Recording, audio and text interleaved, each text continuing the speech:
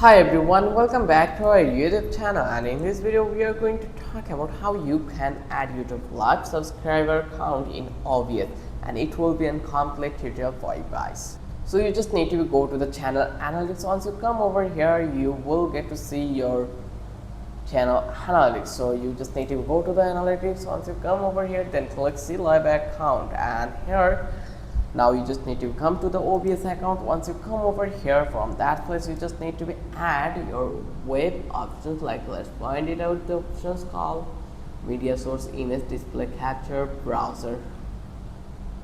So you just need to click over here browser, and then just click to the OK. Once you click over here, from that place you just need to paste your URL. Like here, from that place you just need to copy the link, and once you click over here you just need to provide it here, and then just click to the OK. Once you click over here, as you can see, it already been signed in. So you just need to log in to that place. When you log into that place, you are able to see your file. So this is the easiest way to integrate your address. So I hope you understand how you can add your live subscribe count in OBS. If you love this video, then don't forget to subscribe our channel, and don't forget to hit the like button. Till then, have a good day. I'll catch you in the next video with an interesting topic again.